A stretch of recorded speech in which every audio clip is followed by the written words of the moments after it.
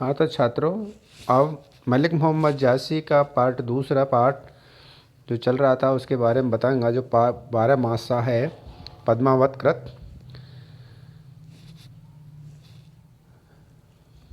उस पर चर्चा करते हैं। फूस जाड़ थर थर तन कापा, सूरज जड़ाई लंक दिस्तापा।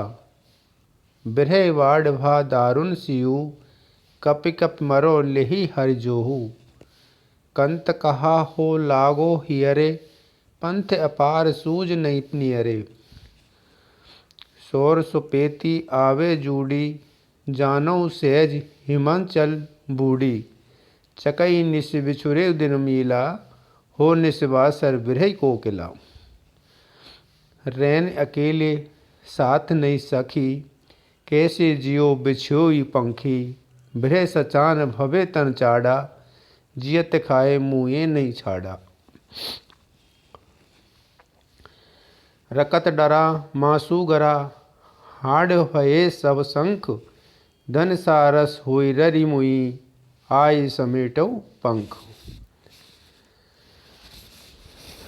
इसकी व्याख्या करते हैं। फूस के महीने में सर्दी इतनी अधिक बढ़ जाती है कि हम इस तरह समझेंगे कि फूस के महीने में सर्दी इतनी अधिक बढ़ गई है कि और सूरज की दूर हो जाने से सर्दी और अधिक बढ़ गई है। फूस के महीने में सर्दी इतनी अधिक बढ़ गई है कि सूरज के दूर हो जाने से सर्दी अधिक बढ़ चुकी है और ताप में भी कमी आ गई है। और ऐसे में शरीर कांप रहा है। क्या कर रहा है? शरीर ऐसे में कांप रहा है।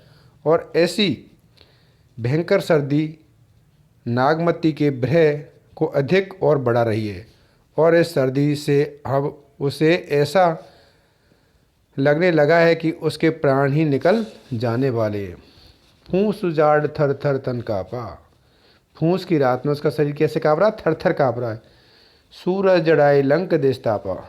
सूरज की दूरी और बढ़ गई है। बरे बाढ़ भा दारुण सियु, कब कब मरो ले हर जीव। हे प्रिय, तुम कहाँ हो? मुझे आकर एक बार अपने हृदय से लगा लो, अर्थात अपने आलिंगन में ले लो, ताकि ये सर्दी कम हो जाए। आप तक पहुँचने का मार्ग तो बहुत लंबा है। मुझे कुछ समझ नहीं आ रहा कि मैं क्या करूं और क्या नहीं करूं। कंत कहाँ हो लागे हुए रे। ये रे मतलब हृदय से। ये रे का अर्थ समझ रहे हो? हृदय से। पंथ अपार सूझ नहीं नियरे। पंथ मतलब रास्ता, अपार सूझ नहीं नियरे, मुझे कोई रास्ता सूझ नहीं रहा है। अगली उसकी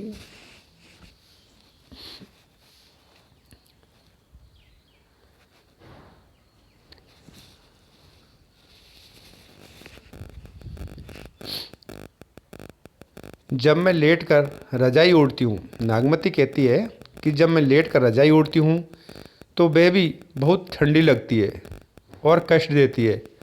ऐसा लगता है मानो पूरा बिस्तर ही बर्फ़ में डूबकर हिमालय की तरह ठंडा हो और बर्फीला हो गया हो। इस वक्त सर्दी में बचने का एकमात्र उपाय है, वो क्या है? अपने प्रिय से मिलने का। हिमचल लिखा है। हिमचल जिसका अर्थ होता है हिमालय से। आगे वाली लाइन देखेंगे, ये वाली।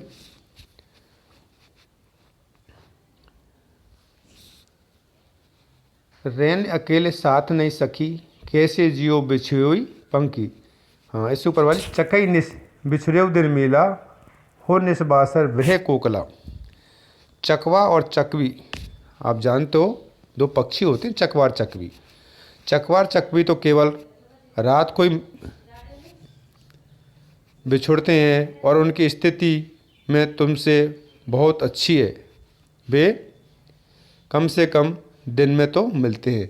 चकवा और चकवी की तुलना करती है नागमती अपने विरह की। चकवा और चकवी का प्रेम तो ऐसा है कि वो रात को बिछुड़ते हैं लेकिन दिन में तो साथ साथ रहते हैं।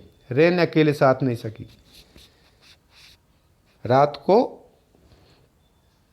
तो एक साथ रहते हैं लेकिन आपका तो मिलन ही नहीं होता। रात होते ही मेरी सखी भी अपने घर में चली जाती हैं और फिर रानी नागमती अकेली रह जाती है। और इस अकेलेपन में, इस भयंकर सर्दी के समय, इस रात में मेरा हाल ऐसा हो रहा है, कैसा, जैसा कि एक कबूतरी का अपने प्रिय से अलग होने पर होता है। इस अकेलेपन में जीना उसके लिए बहुत ही कठिन होता जा रहा है। बिरही सचान भव्य तंचोड़ा, जीवत खाई मुहे नहीं छोड़ा। रेन अकेले साथ नहीं सकी, कैसे जियो बिछोई पंखी। आरास में बिछो माने दूर हो जाना, जिससे कबूतर दूर हो जाते हैं तो उसके बाद उसको दुख होता है। ऐसा दुख नागमती बता रही अपना। विरह संचान भवे तनचाड़ा, जियत खाए मुँहे नहीं छाड़ा।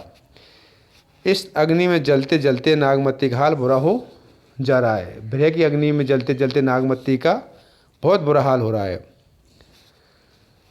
रकत डरा मासू गरा, हाड़ भये सब शंख। धन सारस हुए रर मुई, आयो समेटो पंख।